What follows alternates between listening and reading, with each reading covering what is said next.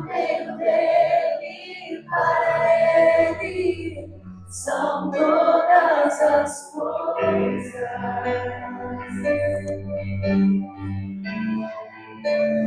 Aleluia. Nunca foi sobre nós. Aleluia. Pegue sua Bíblia, seja no celular ou física. Romanos 11, do 33 ao 36.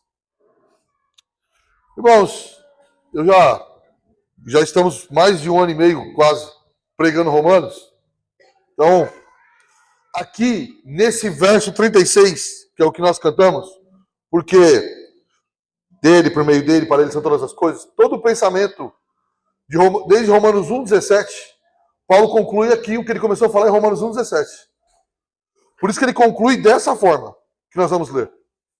Então, nós estamos aqui há um bom tempo falando, e você precisa entender o quê?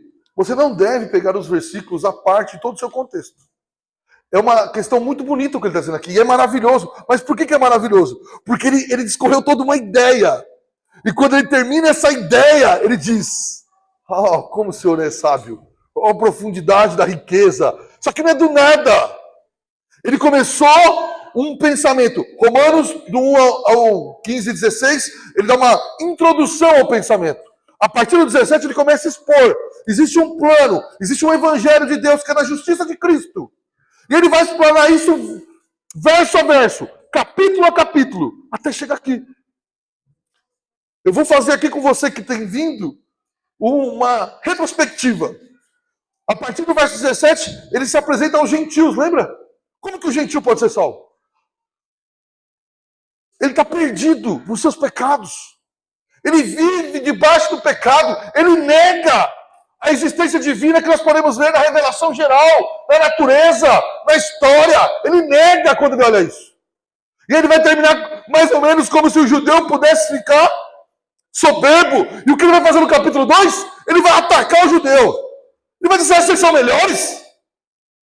Por que vocês acham que vocês são melhores? Se vocês também são pecadores. Ele fala: vocês são inexcusáveis, indefensáveis diante de Deus. Vocês conhecem os oráculos e ainda agem assim? Capítulo 3. Ele vai terminar, ele vai introduzir dizendo o quê? Olha, não há um justo sequer. Não há ninguém. E lá pro final ele vai dizer o quê? Que toda boca se cale.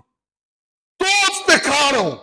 Capítulo 4. A salvação é somente por meio de Cristo Jesus.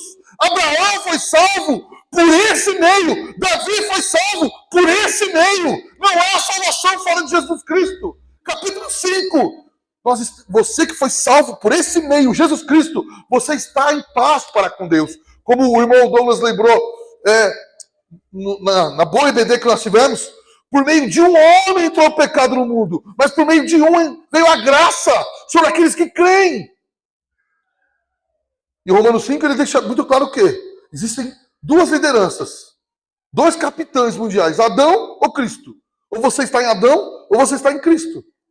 Romanos 6, a nova criatura. Romanos 6 ele vai repetir: mas agora. Vocês estavam mortos, mas agora estão vivos. Romanos 7, a luta contra o pecado. Romanos 8, a nossa unidade com o Espírito Santo que nos sustenta. E a nossa salvação é certa e infalível. Romanos 9. O que nós vamos fazer com os judeus? Deus elegeu um povo, recusou outro povo. Romanos 10, os pontos que ele vai dizendo por que o judeu não foi completamente recusado. Porque em parte a sua resistência. E ele mostra a salvação. Ele termina todo o pensamento dele, irmão, de Romanos, desde o 1,17, dizendo: porque Deus encerrou todos na desobediência, verso 32, a fim de usar misericórdia para com todos. Ele concluiu todo o pensamento desde Romanos 1,17.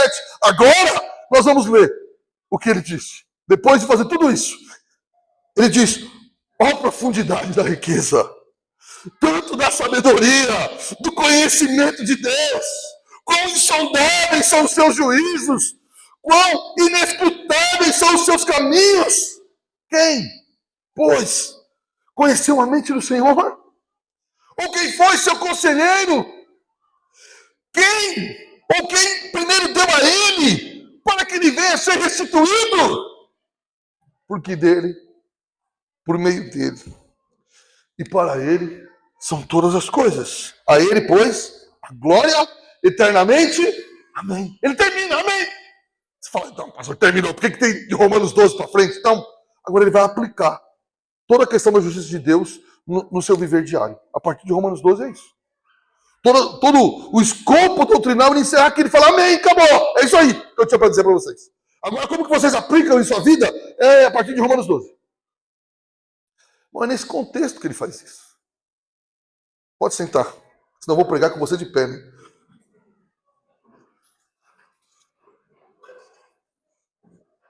Você que estava com dor nas pernas já, é a idade, irmão.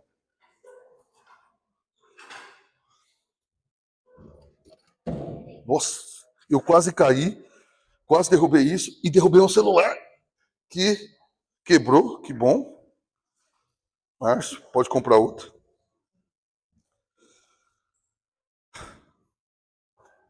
Bom, Paulo explicou o plano de Deus, por isso que ele louva ao Senhor.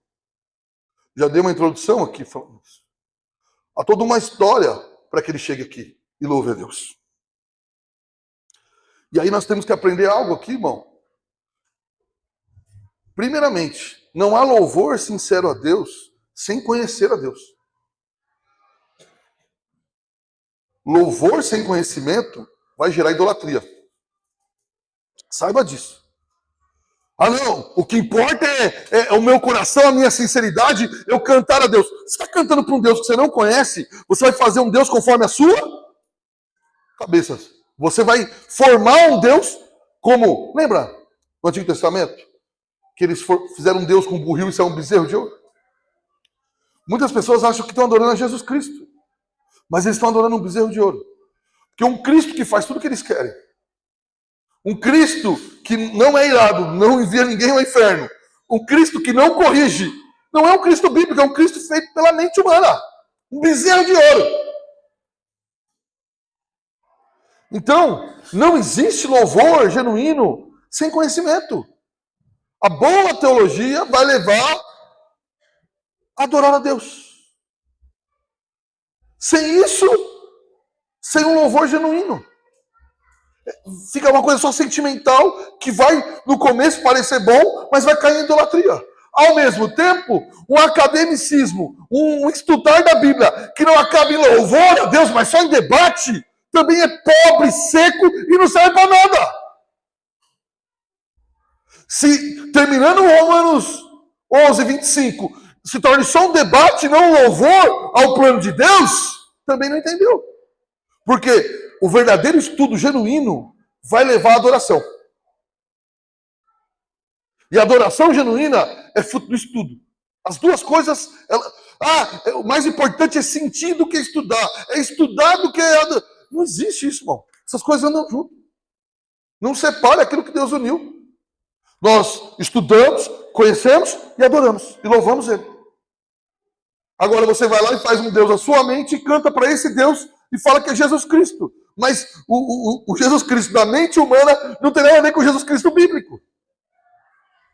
Já viu gente falando assim? Não, porque o meu Jesus não faria isso. Eu nem sabia que você tinha um para você. É um ídolo. Não é Jesus Cristo de Nazaré, aquele que morreu e ressuscitou ao terceiro dia e vive está. Porque se fosse ele, é ele que diz que ele é. É ele que se revela. E não você que chega a conclusões sobre ele. Então a primeira questão é essa. John Stott diz assim: não há louvor a Deus sem teologia boa. E não há boa teologia em lugar nenhum que não termine em louvor a Deus. Essas coisas elas não retiram a outra. Alguns falam, não, eu tenho medo de teologia. Teve até alguém que falou, eu odeio teologia porque esfria. Realmente há pessoas que se tornam acadêmicas e deixam de amar o Senhor. Mas não é porque ela fez do jeito errado. Conhecer devia levar a adorá-lo. Então você está diminuindo a adoração? Não, a adoração ela é maravilhosa, tem que ser feita de coração. Nosso coração tem que ser fervoroso, mas nós temos que adorar aquele que nós conhecemos. É por isso que você cantava Restitui. Você não conhecia. E ainda bem que ele não restituiu você. Eu tinha restituído. Eu quero de volta o que é meu, então tá bom. Volta pro pecado e vai pro inferno. Então, por que nós cantamos? Isso aqui é um dos exemplos. Por que nós cantamos muita música ruim? Por quê?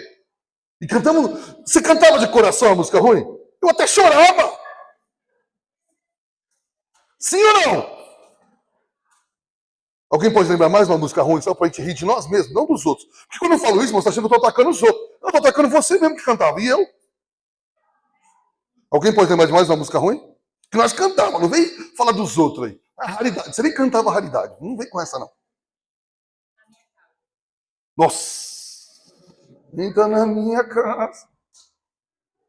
Era do que começava como Zaqueu? Era essa? Nossa, só essa introdução já me fazia chorar, mano. Nossa, eu quero subir. Você quer nada. Mas tá bom. Por que nós cantávamos isso com lágrimas nos olhos? Porque era sentimental. Nós chorávamos e estávamos formando um Cristo que nós não conhecíamos. Ah, era de coração? Era. Era errado? Era. Porque você pode estar sincero, mas errado. Se você não conhece aquele que você louva.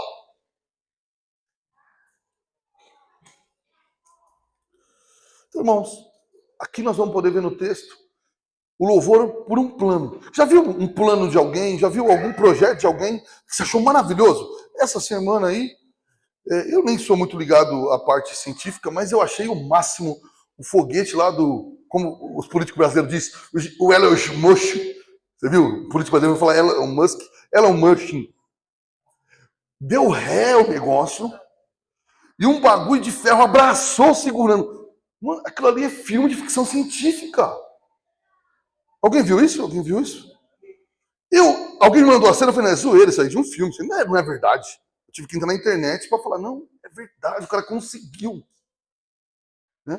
Eu vi gente assim que é muito ligada a isso, comemorando como se fosse um gol que deu certo. Eu falei, deve ter sido, quem é da área deve ter sido então um passo gigantesco. Até aquele negócio de foguete não dá ré, acabou, irmão, agora dá. O cara acabou com o nosso... Né, mano? Com um linguajar brasileiro. Isso não podia acontecer assim. Né? Vai ter que inventar outro agora. Então, quando você vê um plano assim, você fica como? Deslumbrado. Eu assisti aquilo falando, isso aqui é um passo muito grande para a ciência. Uma coisa muito fantástica. Então, isso eu estou levando ao texto bíblico aqui agora, irmão. Quando Paulo olha o plano de Deus, que é muito maior que o do Elon Musk, quando Paulo olha, ele só pode louvar. Ele só pode bem dizer que esse plano de Deus, ele fez através de uma pessoa que era Jesus Cristo. Foi assim que ele bolou esse plano. Há um autor que, infelizmente, é muito usado ainda em comentários bíblicos, chamado William Barclays. Infelizmente, porque ele é um apóstolo, assim, no final da vida negou o que escreveu. O que escreveu já era ruim. E no final negou o que escreveu ainda, dizendo que Deus não existe e tudo mais. E ele tem uma ideia mais ou menos seguinte. Se você for ler o comentário dele sobre esse texto, ele vai dizer que desde o começo, e é uma ideia que existe, tá, irmão? Desde o começo, Paulo está tentando explicar com a mente aquilo que Deus fez. E quando chega em Romanos 11, 33, ele para. E canta com o coração, porque ele está querendo dizer, ó, eu não entendi mesmo, então eu só vou dizer que é grande demais. Isso é um erro gigantesco. E muita gente fala isso. Não, melhor é cantar que nem Paulo, porque não dá para entender o que Deus fez. Como não dá para entender se ele passou 11 capítulos explicando? Não é que ele desistiu de explicar, é que ele encerrou a explicação. Talvez você diga, mas isso não explica tudo. Não, é verdade. Mas explica aquilo que Deus revelou. Aquilo que ele não revelou, irmão, ninguém vai saber, não tem jeito. Se alguém disser para você que sabe coisas que Deus não revelou, ele está mentindo. Acho que revelou para o Darcio. Não para Paulo, não, para ninguém, não. Só para o Darcio. Isso não faz sentido nenhum. Agora, não é essa questão. Não, agora ele está falando com o coração, está louvando. Nós devíamos louvar a Deus mais e pensar menos. É mais ou menos essa a ideia de William Barclays. E não só dele, de um monte de gente. Quando a ideia de Paulo é pense, compreenda. E quando você compreende o que ele está dizendo, seu coração é aquecido, porque o plano é maravilhoso demais, e você foi envolvido nesse plano. E aí sim, louve a Deus. Essa é a realidade que ele está fazendo aqui. E ele começa dizendo, ó profundidade da riqueza, tanto da sabedoria e do conhecimento. Aqui, alguns interpretam aqui a profundidade da riqueza, a profundidade é a sabedoria e o conhecimento. Mas eu não concordo com essa interpretação. Eu acredito que quando ele fala a profundidade da riqueza, ele está falando das riquezas de Cristo. Porque em Romanos, quando fala de riqueza, é sempre levado na bondade de Deus para com o homem. Romanos 12 está assim. Romanos 11, que a riqueza do homem é Jesus Cristo, é a bondade de Jesus Cristo ser imputada ao homem. Então, quando diz aqui a profundidade da riqueza, ele está dizendo, e lógico que é a profundidade da riqueza, é a profundidade da sabedoria, é a profundidade do conhecimento. Mas são coisas separadas. A profundidade da riqueza é dizendo o quê? Olha, como é rico em benefícios aquele que conhece o Senhor. É muita riqueza. Toda riqueza vem do Senhor. E Cristo é essa riqueza. Ninguém tem riqueza à parte de Cristo. Ninguém é rico em mérito, em obra. Ele olha para o plano de Deus em Cristo Jesus e diz, ó profundidade da riqueza. Quanta riqueza os crentes recebem em Jesus Cristo. É muita riqueza. Romanos 10, 12 mesmo. Pois não há distinção entre judeu e grego, uma vez com o mesmo Senhor de todos, rico para todos que invocam. Então, a ideia é essa. Deus é rico, há muita profundidade de riqueza para aqueles que invocam. É uma ideia já constante em Romanos, que a riqueza vem de conhecer a Cristo. E ela é muito profunda. Os homens podem não compreender, você e eu não compreendemos quanta riqueza nós temos em Cristo Jesus. Por isso que às vezes nós nos desesperamos, e eu também, por coisas supérfluas. Porque não entendemos tudo que possuímos em Cristo Jesus. Por isso temos que crescer em compreender isso. Então, Paulo está olhando para o plano de salvação em Cristo Jesus, ele está olhando para a obra de Cristo e dizendo, quanta riqueza recebemos. Olha a profundidade da riqueza. E você tem que ligar, esse primeiro, irmão, tem um nome de paralelismo aqui, mas você tem que ligar esse começo do verso 33 ao 35. Olha o que ele diz no 35. Quem primeiro deu a ele para que ele venha a ser restituído? Então, Deus deu a riqueza em Cristo Jesus. Ninguém deu a ele para que fosse restituído. Moisés falou isso aqui na EBD de manhã. Ele dá misericórdia não por merecimento. E a ideia aqui é, olha a profundidade da riqueza. E aí, ligando isso ao verso 35, ele está querendo dizer o quê? Você deu algo a Deus primeiro para que venha receber essa riqueza? Você fez algo que merecia a riqueza? Não. Ninguém deu algo a ele que pudesse ser restituído. Que pudesse ser restituído. Você não podia fazer nada. Você não deu nada. Você colaborou com o quê? Com a sua salvação? Você resistiu. Você quis formar na sua cabeça uma defesa contra o cristianismo. A riqueza é muito grande, porque uma coisa é alguém te dar algo muito bom, porque ainda você fez algo por ela, e ela te dá algo superior àquilo que você fez. Isso é muito bom, não é verdade? Às vezes alguém combina um trabalho com alguém e vê o trabalho tão bem feito e vai lá e paga mais. Não é legal isso? Mas não é isso que ele está dizendo aqui. Você não deu nada, você não fez nada, você era inimigo. E ele foi lá e deu toda a profundidade. Ninguém deu a ele primeiro para que possa pedir. Então, irmão, qualquer tipo de oração reivindicando coisas vai contra o versículo bíblico. O que você deu a Deus primeiro? Que você pudesse pedir algo em troca.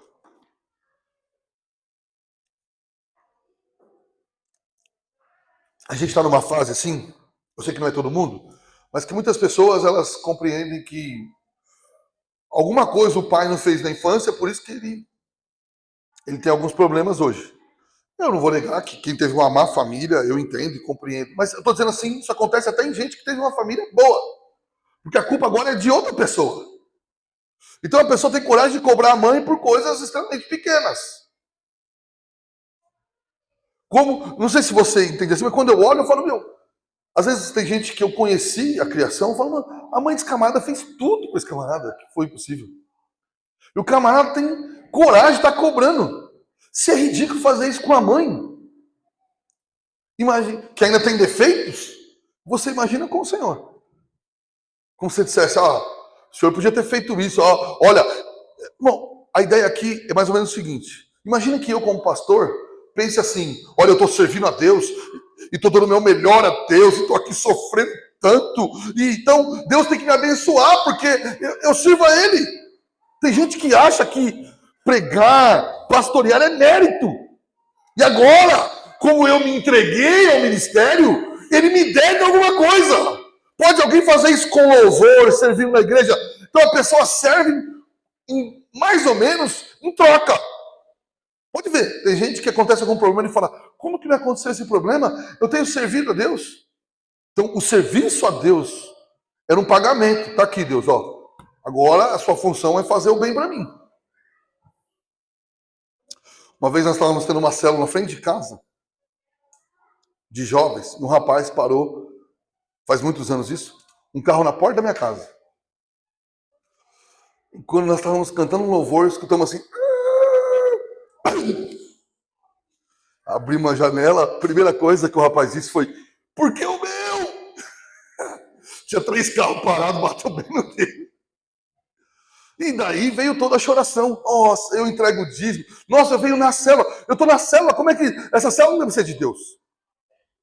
Se fosse de Deus, eu ia receber coisa boa. Tá cobrando. Deus, eu entrego o dízimo. Eu venho na célula. Eu canto as musiquinhas pro Senhor. Que eu nem entendo direito, mas eu canto. Aí o Senhor deixa bater no carro. Eu canto musiquinha para não bater no meu carro. Não é porque eu te amo. O senhor não está entendendo esse negócio, não?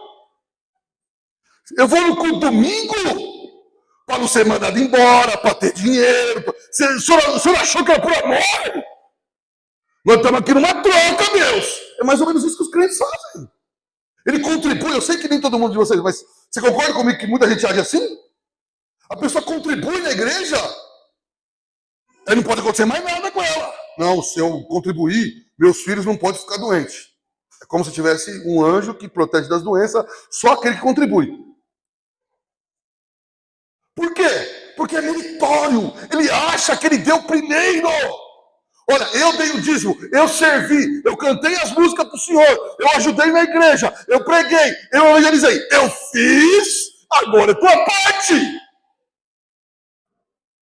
Essa ideia é absurda, desde o Antigo Testamento. Alguns dizem que ela era lei. Pensa, não vou nem abrir o texto para ganhar tempo, pensa em Davi. Davi ia construir o templo, na verdade não ia ser nem Davi, ia ser o seu filho, Salomão, que ia construir o templo. E resolve dar uma grande oferta. O que Davi fala? O que eu posso te dar se tudo que eu tenho foi o Senhor que me deu? Davi falou, o que eu posso contribuir? Eu vou dar tudo, mas tudo que eu te der, foi o Senhor que me deu.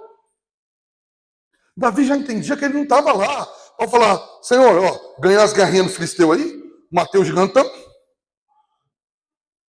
ganhei dos caras do lado aqui, tá na hora do Senhor dar uma força, né? Quero uns camelos novos, quero não sei o quê. Davi não pensou assim. Olha, eu vou contribuir aqui, Senhor, eu estou esperando que o Senhor faça alguma coisa diferente. Não, Davi fala, o que eu posso dar que não foi o que o Senhor me deu? Bom, quando nós fazemos qualquer coisa ao Senhor, o que nós fazemos a Ele que Ele não nos deu primeiro? Quando nós chegamos num estágio que vir no culto é mérito. Mas eu fui no culto. Não, tinha que estar um anjinho te dando algum presente que você veio no culto. Quem pode cobrar Ele? Quem deu primeiro a Ele? Para que ache que possa ser restituído. Irmão, tudo que você acha que Deus está te devendo alguma coisa, que você acha que merece ser restituído por algo que você fez. Esse pensamento tem que sumir da nossa mente. Tudo que Ele nos dá é por graça. Tudo que você tem, Ele te deu primeiro. Se você veio aqui, é porque Ele te deu saúde, Ele te deu vida, Ele te deu ar para respirar. E nós podíamos começar a falar isso e não parar nunca mais. Se você tem fé, quem te deu essa fé? Se você foi salvo, quem te salvou? Se você se arrependeu, quem moveu seu coração para o arrependimento? Então você está cobrando o quê? Está cobrando o quê? Romanos 4, da salvação. Abraão creu e foi imputado como justiça. Depois ele vai dizer, aquele que trabalha tem o salário como dívida. Mas aquele que não trabalhou e recebe, o que ele faz? Ele é agraciado. Nós somos esse, irmão. É que quando você serve a Deus, você acha que está trabalhando e merece um pagamento no final do mês. Com a empresa tem que ser assim mesmo, ela tem que te pagar e não é nem um favor. O empregado não devia agradecer por receber. Tem chefe que acha, né? Nossa, você tem que agradecer. Agradecer porque eu trabalhei, é um combinado. Você faz isso, você me paga isso. Fim, acabou. Se o crente quiser agradecer a Deus e a pessoa, ok. Mas não é uma obrigação. Agora, aquele que não fez nada e recebeu, esse tem que agradecer? Tem. Esses somos nós. Não fizemos nada e recebemos. Essa é a ideia do verso 35. Quem deu a ele? Quem contribuiu com alguma coisa? Quem fez algo para achar que pode ser restituído? Nós temos que olhar para esse verso e dizer, esse sou eu. Eu não fiz nada. Eu não contribuí com nada. Então não mereço ser restituído por nada. Mas mesmo assim, recebo tantas coisas que não mereço. Tudo que eu recebo eu não mereço. Como Moisés disse aqui na EBD, somos miseráveis diante de Deus. Não somos miseráveis no tato de um ser humano com o outro. Nesse tato aqui, independente se é pastor, se é presidente, se é político, nós temos o mesmo valor. Mas diante de Deus, somos todos miseráveis. E não temos direito de cobrar nada. Nada. E quando falamos, e agora eu vou pegar mais sério, tá, irmão, nisso. Quando falamos num tom de cobrança, nós pecamos. Aprenda isso. Quando você, de oração em tom de cobrança, não é oração, tá bom, irmão? Você pode chamar de oração, mas não é. Quando você cobra a Deus, você não ora. Olha, Deus, eu fiz isso e quero isso agora. Eu determino. Você pode chamar isso aí o que você quiser. Só que não é oração.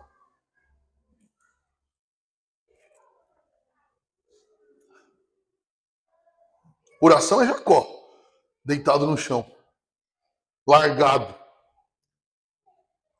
manco, dizendo que vier, aí tá bom agora, né? Já perdi a briga pro anjo. E o anjo diz o quê? Você lutou com Deus e prevalecer. Nós conhecemos bem esse texto, né? Toda sexta-feira, durante os últimos 15 anos da vida, nós tínhamos, onde nós viemos, uma palestra no encontro, que era o mesmo texto durante a existência da humanidade. Então nós decoramos essa passagem bíblica. A ideia aqui é o seguinte, ele ganhou a luta. Como que ele ganhou a luta se ele estava no chão? Como que ele ganhou? É que quem perde, quem abre mão, quem renega, diz eu não posso nada, eu dependo do Senhor. Aí Deus fala, ganhou. Ganhou. Quando você fala, Senhor, eu não mereço nada, e estou aqui, por sua infinita graça, ele pode dizer, ganhou. Quando você diz, eu declaro, perdeu. Eu reivindico, perdeu. Olha, Senhor, eu fiz isso e mereço, perdeu. Isso. Você não tem nada a reivindicar. Eu não tenho nada a reivindicar. Ele nos enriqueceu. Ele nos deu Cristo e enriqueceu a nós como nós não merecíamos. E nós não podemos olhar para esse enriquecimento e ainda achar que podemos cobrar algo.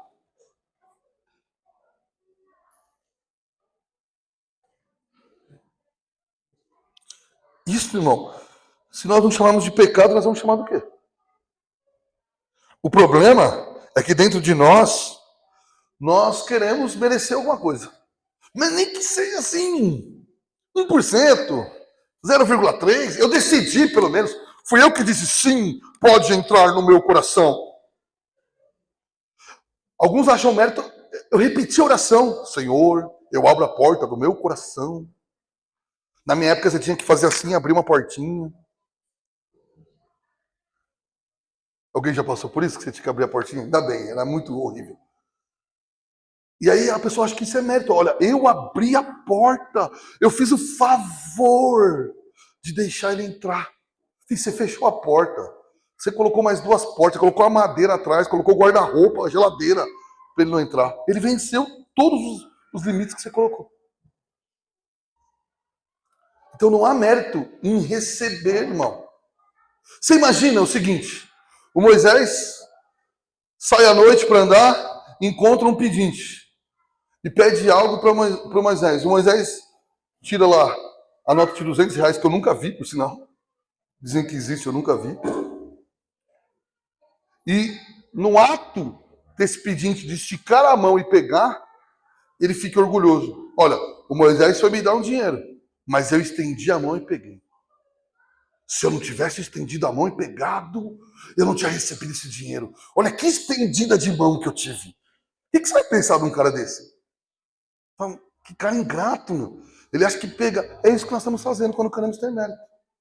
Deus nos salvou e mal e mal estendemos a mão para pegar. Então falando, nossa, como eu sou um bom pegador de dádivas. É isso, irmão. Nós temos que olhar e ter a plena consciência que tudo isso foi graça. E aprender isso vai nos levar a adorá-lo. Senhor, eu resisti. Eu não dei nada primeiro e continuo sem dar agora perfeitamente, mas o Senhor me agraciou com a tua riqueza, com a riqueza em Jesus Cristo. Até, irmão, às vezes nós, numa sociedade tão materialista, perdemos a noção de riqueza. Achamos que riqueza é dinheiro, carro, casa. Mas para o crente, essas coisas podem ser boas, não é errado você ter. Se você tem honestamente crescido financeiramente, glória a Deus por isso, que continue. Mas sabe que riqueza para nós, irmão, é Cristo. Essas outras coisas, elas podem vir e elas podem ir. Mas Cristo, quando vem, ele não vai embora mais. E além de não ir, é muita riqueza. Não é coisa passageira. E ele continua. Depois ele diz, tanto da sabedoria e do conhecimento de Deus. Quem é a sabedoria de Deus? A sabedoria para Paulo é uma pessoa. A sabedoria, o plano sábio de Paulo, o plano sábio de Deus para Paulo, que ele quer dizer aqui, é Jesus Cristo. Qual era o plano de Deus? O plano de Deus não era mover, fazer isso para que você encontrasse alguém. Ele está dizendo aqui que o plano, como diz lá em Efésios 1:11, que tudo converge em Cristo, o plano de Deus sábio era uma pessoa. Jesus. Que no Antigo Testamento as pessoas não compreendiam perfeitamente como seria, mas eles esperavam o Messias, esperavam o Salvador. Todas as pessoas que foram salvas no Antigo Testamento, não foi por obra não, foi esperando nesse Salvador que viria. E a sabedoria e o conhecimento de Deus é esse, um plano tão maravilhoso que o próprio Deus se fez homem, habitou entre nós, levou os nossos pecados na cruz, sim. O plano de Deus em Cristo é a cruz do Calvário. Levou o nosso pecado na cruz, morreu, diz Romanos, para o perdão dos nossos pecados e ressuscitou para a nossa justificação. Na sua ressurreição, nos imputou o mérito dele. Esse é o plano divino. Isso é sábio. Quanta sabedoria. Como Paulo estivesse dizendo, nenhuma mente alcançaria a compreender sozinho isso se nós não víssemos, se não houvesse explicação. Nós não entenderíamos. Em Gênesis 3,15, já começa isso, dizendo que o filho da mulher, Gênesis 3,15, pisaria a cabeça da serpente. Quem é o filho da mulher? Jesus, ele viria um dia. Ele venceria. Deuteronômio 18:18, Deus diz para Moisés, olha, levantarei um profeta no meio de vocês, maior que você, Moisés. Quem é que ele está falando? Jesus Cristo. E assim, assim continua. O plano de Deus é em Jesus Cristo. Cristo é a sabedoria de Deus. É a sabedoria manifestada na cruz do Calvário.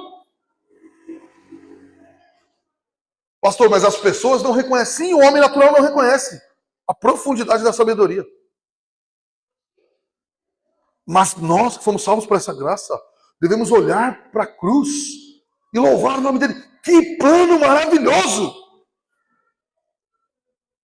Mas hoje há pessoas que, né, dizem que, pastores que dizem que nós devíamos falar menos da cruz. Falar que alguém teve que morrer, dar seu sangue para perdão, é muito ofensivo à sociedade moderna.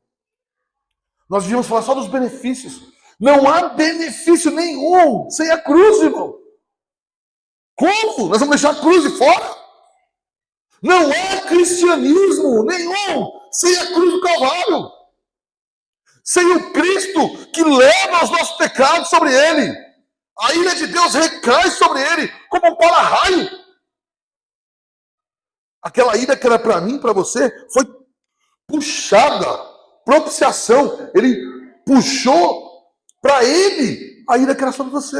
Ele propiciou, ele se colocou na frente. E a ira de Deus foi descarregada sobre ele. Esse é o plano perfeito.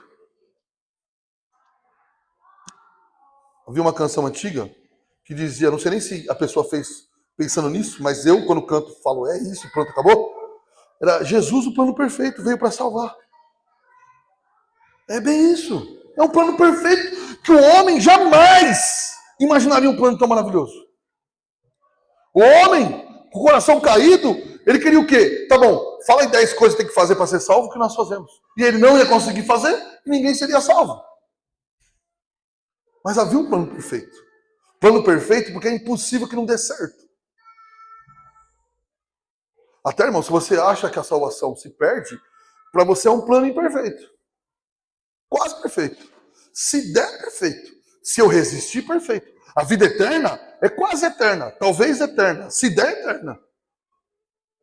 Aqueles que creem que a salvação, ela se esvai, como que ela pode dizer que ela recebeu a vida eterna? Se não dura 15 anos. Eu recebi a vida eterna, mas perdi. Mas então não era eterna. Ou você recebeu a vida eterna, ou você não recebeu. Não dá para que a vida eterna dure 25 anos e aí você perca. Então não é eterna. Ah, pastor, eu sei que sempre vai vir essa... Mas tem gente que andou, parecia crente, se desviou e perdeu a salvação. João, me explica, irmão. Saiu do nosso meio, por quê? Porque nunca foi um de nós. Isso é um alerta para cada um de nós. Gente que no final da vida se apostata da fé. Nega tudo. É assustador. Eu tive, quando garoto, um pastor que eu admirava muito. E quando o cara fez 60 anos, ele negou tudo que ele escreveu, tudo que ele fez e falou, para mim, Deus nem existe.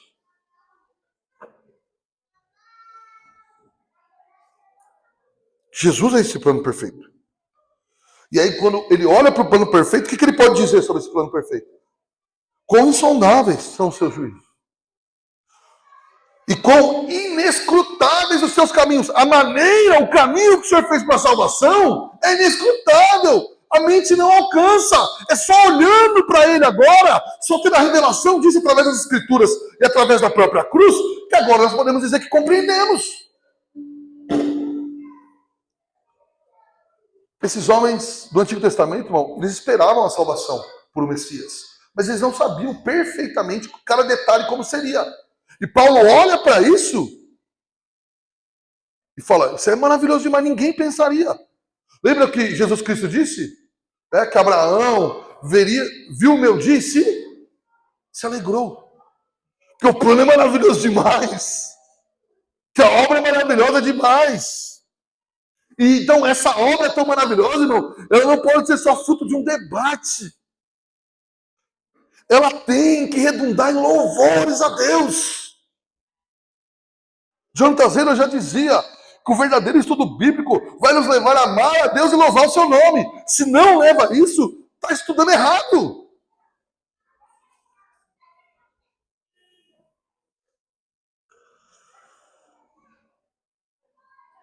Isaías 55, verso 8 e 9, diz que os planos de Deus são muito maiores do que os nossos. Tem como colocar Isaías 55? Não tem. Tá bom, vamos lá. Abre aí, irmão, a Bíblia. Isaías 55. Se você é aquele que não liga para riscar a Bíblia como eu, Risca aí. Grifa, não é risca, não, pra tirar. Grifa. Isaías 55, 8. Apareceu. Porque os meus pensamentos não são os vossos pensamentos. Irmão, olha para mim. Você acha que a sua mente alcança o pensamento de Deus? Teve um livro lançado há 100 anos atrás, que a cada 20 anos ele volta. Eu já falei isso aqui, mas vou falar de novo, que se um dia chegar na sua mão, não gaste seu tempo. Era Em Seus Passos o que Jesus faria. Quem leu? Alguém leu? É o que o livro? Você tem que imaginar como Jesus agiria e tentar tomar as decisões. Olha que coisa linda. Cada vez que você faz isso, o mundo fica mais belo. Agora, responde para mim, você consegue imaginar o que Cristo faria nas dificuldades? Hã? Você acha que sua mente caída, pecaminosa, mesmo salva e redimida, consegue pensar como Jesus Cristo? Bom, a única maneira de nós chegarmos perto disso é obedecermos as Escrituras. Tanto que ele vai dizer aqui, porque os meus pensamentos não são os vossos pensamentos, nem os vossos caminhos, os meus caminhos. Lembra que ele disse sobre a não rejeição dos judeus? Não presumam arrogantemente. O que é não presumir? Não imagine um caminho que não seja o bíblico. Não presuma. Aquilo que você tem dúvida, não tenta encontrar só com a sua mente. Não é que Deus é ilógico. Não, ele é lógico. Mas é perfeito nos seus caminhos. E nós não conseguimos alcançar isso. Próximo verso. O 9. Porque assim como os céus são mais altos do que a terra, assim os meus caminhos mais altos do que os vossos caminhos, e os meus pensamentos mais altos do que os vossos pensamentos. Resumindo, é impossível que você pense como o Senhor. Então Paulo, quando ele olha para essa maravilhosa obra, ele fala, é inescrutável isso. É alto demais. Agora, inescrutável não quer dizer que ele está dizendo assim, é um mistério incompreendido. Não é isso. Ele está dizendo, agora olhando para o Antigo Testamento, olhando para a cruz do Calvário, olhando a salvação dos gentios, esse plano é maravilhoso demais. Só que eu, sem ter visto tudo isso, sem ter sido explicado, eu jamais compreenderia. É inescrutável, não é que você não pode entender agora, é que sem a explicação bíblica dos apóstolos de Jesus Cristo, ninguém entenderia o plano de Deus. Agora, com a cruz do Calvário acontecendo, com as explicações dos apóstolos, com a Bíblia na nossa mão, nós olhamos e dizemos, ninguém pensaria em algo tão grandioso. Esse é o termo que ele está usando. E esse verso 33, essa parte que eu falei do sabedoria e conhecimento, insondáveis, inescrutáveis, ele se liga ao 34. Quem, pois, conheceu a mente do Senhor? Quem foi seu conselheiro? Quem conhece a mente de Deus, irmão? Quem tem uma mente assim? Será que eu e você poderíamos pensar nisso? Como pode caminhos tão maravilhosos, sabedoria tão grande? É demais para nós. Agora, nós queremos opinar. Queremos ou não queremos, irmão? Nós não achamos, às vezes, que era melhor Deus ter feito isso do que aquilo? Hã? Você nunca leu a Bíblia e falou, por que Deus permitiu isso? É que você quer ser conselheiro de Deus, irmão. Olha como eu e você somos arrogantes. Falamos sobre eleição. Deus elege. O que nós ouvimos logo depois disso? Se você pregar, não estou falando de discussão, pregar. O que você vai ouvir depois disso? Eu acho que eu não concordo com isso. Também. Você quer ser o conselheiro de Deus? Não, eu acho que isso aí faz de Deus injusto e eu não concordo. Está no texto. Ele escolheu Jacó e rejeitou Esaú. Mas eu não concordo. É que você quer conselhar Deus. Você quer falar, Deus, olha, não pega bem isso aí não, de eleição. Vai ficar parecendo que o senhor é injusto com alguns. Poxa vida. Bom, quem é você, quem sou eu? Nós temos que olhar para o texto e dizer, bendito seja o teu nome. Não foi pedida a nossa opinião. Mas eu não concordo, é porque você está errado. Simples. Não, pastor, essa é a sua interpretação. Mentira. Lê o texto e vê se é a minha interpretação. Lê o texto. Eu rejeitei Esaú e amei Jacó. Por quê? Porque eu quis. Efésios 1. Predestinados antes da fundação do mundo ao bel prazer. É porque eu quis, na minha livre vontade. Eu olhei para alguns e falei, são meus. Não é alvo da nossa especulação, irmão. Não é. É horrível acharmos que podemos aconselhar Deus. Eu lembro quando o Alex começou a ir lá em casa estudar sobre isso, nós estávamos, eu, ele e o Márcio lá em casa, toda terça ou toda quarta, a atitude dele era muito boa. Ele não dizia assim, eu discordo.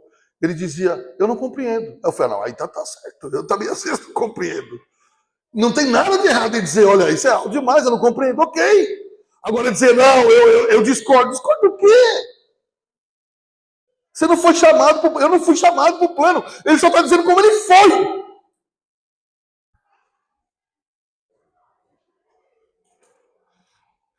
Imagina que eu diga que existe um caminho para ir, sei lá, para Santa Catarina. Só tem um. E você fala assim, não, mas eu discordo. Mas não interessa que você discorde, vai dar errado.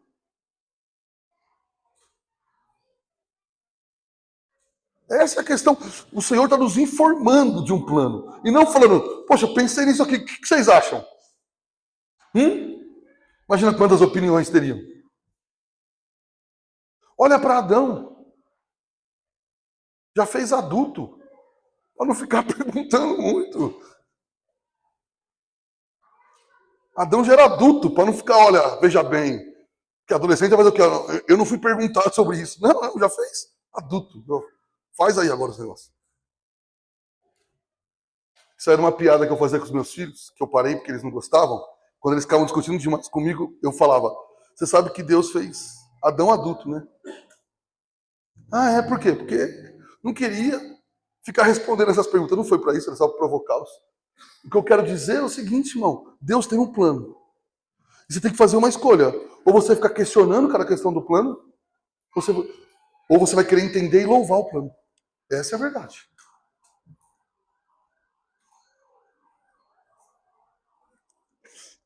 O chamado de Paulo aqui é muito mais para não opine, ajoelhe e adore a Deus, do que, olha, seja alvo de especulação cada detalhezinho. Adore ao Senhor. Louve o nome dele. Você foi salvo. Certo? Você crê que você foi salvo? Então louve a Deus, irmão. Entenda o plano e louve o nome dele. Não queira ter um pedacinho de mérito. Nós nunca teríamos entendido se ele não tivesse revelado. Nós nunca chegaremos perto de entender o seu plano se ele não... Nós nunca conheceríamos Cristo se ele não viesse até nós. Se o Evangelho não chegasse, se o Espírito Santo não movesse o nosso coração, gerando o querer e o realizar. Então, quando nós queremos duvidar de certas coisas divinas, isso é pecado também, irmão. Meditar nas Escrituras, meditar no Evangelho, meditar sobre o Senhor Jesus Cristo e sobre a obra de Deus, tem que nos levar a louvar o nome dele, irmão. E não simplesmente discussões inúteis e secundárias. Agora, então todo debate é ruim? Não. Se for para defender que a salvação é só por meio de Jesus Cristo, se for para defender que é Cristo que salva, aí vale a discussão. Você entende? A salvação é somente por meio de Cristo. Não existe outro caminho. Não existe nenhum atalho. Nada, nada. Tem coisa que vale a pena uma boa briga, mas tem coisa que é especulação inútil, irmão. Você quer ver? Você consegue entender cada detalhe da escatologia futura, do fim dos tempos? De como será o fim dos tempos? Você pode passar horas aqui. Pode ser até legal, mas dependendo de como for o debate, vai perder o sentido. Nós vamos começar o que presumir. Eu acho, mas o nosso achar vai levar aonde? Agora, a coisa que ele já deixou clara. E a salvação é somente por meio de Jesus Cristo. E aqueles que vêm a mim é o Pai que traz, não é porque eles queriam, não. Isso aí já deixou claro. E ele encerra o capítulo 11 dizendo, porque dele, por meio dele, para ele, são todas as coisas. A ele, pois, agora eternamente. Eu vou ser sincero, que há muito tempo atrás eu olhava para esse versículo, e erradamente, sem olhar o contexto, e já usei, acho que em pregação, dizendo que aqui está falando de Jesus Cristo, mas não é de Jesus Cristo que está falando. Jesus Cristo foi os outros versos. E a riqueza de Cristo, a sabedoria, a riqueza é Cristo, a sabedoria é Cristo. Esse verso está falando de Deus Pai. Quem fez o plano, irmão? Quem fez esse plano maravilhoso para se revelar através de Jesus Cristo ao homem? Deus Pai. Então, ele olha, Paulo olha agora para todo esse plano de Deus Pai, através de Deus Filho, Jesus Cristo, e diz, porque dele, e por meio dele, e para ele, são todas as coisas. Ele está querendo dizer o quê? Só que é só poesia? Não, irmão. Ele está querendo dizer mais ou menos o seguinte: Deus é a fonte de tudo, o Criador de tudo, tudo subsiste nele e tudo só encontra a finalidade nele. Bom, o Apocalipse, o final dos tempos, não é para satisfazer a gente. É por causa dele. É porque ele projetou. Por isso que essa canção que eu gosto diz o quê? Nunca foi sobre nós. É tudo sobre o Senhor. É tudo por meio dele. É tudo porque ele quis. É tudo porque ele planejou. E o fim dos tempos vai ser por louvor da glória dele. Aí você vai falar, mas pastor, nós vamos ficar felizes com isso. Sim, alegres. Mas não é para nossa glória. Você tem que entender o seguinte, irmão. Tudo no fim dos tempos vai contribuir para a glória de Deus e não para a nossa glória. Então qualquer ideia de que, olha, Deus está fazendo isso porque ele quer me honrar, você já entendeu tudo errado. Deus está fazendo o que ele faz porque ele vai honrar o nome dele e glorificar o nome dele. Esse é o alvo dele. E ele vai fazer. Tanto que Paulo termina dizendo o quê? A ele ou a nós? Aos crentes dizimistas, a glória eternamente. Não! A ele! Eternamente a glória! O salmista vai dizer o quê? Não a nós, Deus! Não a nós! Mas ao teu nome seja dada a glória! Toda glória dada ao homem é pecado, porque tirada de Deus. O salmista já sabia, não a nós, mas ao teu nome. Paulo está dizendo o que aqui? Esse plano maravilhoso que salva pecadores não pode dar crédito nenhum ao pecador. É a ele toda a glória. Você foi salvo para a glória de Deus. E se você quiser algum mérito nisso e eu quiser algum mérito, estamos pecando. A ele seja dada toda a glória. Seu filho cresceu e se tornou um bom crente, para de ficar, não, ele se tornou um bom crente porque eu ensinei direito, porque se eu não tivesse feito isso, aquilo. A ele a glória, não é você não. Seu casamento tem ido bem? Você tem colhido frutos? Para de ficar dizendo, não, é porque, sabe, olha, meu casamento vai bem, eu vou dar um curso aqui, 7 passos para ter um casamento igual o meu. Vou cobrar 10 mil, mas na promoção agora está 100 reais. No Instagram isso dá certo. Não, você tem que dizer, olha, essas coisas aconteceram, a glória de Deus. O Valdir, a Cacá, Davi e João, que estão aqui hoje, passaram uma experiência horrível quinta-feira à noite. Foram abordados por 2 bandidos, que quase atiraram neles, levaram tudo, entraram em desespero. Fico feliz de eles estarem aqui hoje. Por que eles foram livres, irmão? Porque eles merecem? Porque eles deram o dízimo? Porque eles vieram no culto semana passada? Não. Eles foram livres porque o Senhor é bom. E a glória desse livramento é dada somente a Ele. Eu termino dizendo que, por contar a história deles, eu lembrei de algo que eu e a Kátia passamos. Em 2011, eu fui visitar o pastor Paulinho para nós conversarmos sobre algo. E nós estávamos de carro na rodovia a 120 mais ou menos por hora e estava chovendo. E o carro rodou. O carro rodou na pista. E um caminhão e um outro carro passaram assim a centímetros do nosso carro. Tanto que a hora que o carro começou a girar, foi tão de repente, que eu achei que ia bater no canto da cadeirinha do Samuel, que ele ainda era uma criança bem pequena. Eu me soltei do volante e segurei a cadeira para segurar o impacto. E o caminhão ali tirou e passou e rodou. E aí a hora que o carro parou no meio ali, atravessado, que eu desci do carro, eu não tinha força para empurrar o carro, de tanto que minhas pernas tremiam, porque eu tinha pensado, podia ter perdido minha família aqui.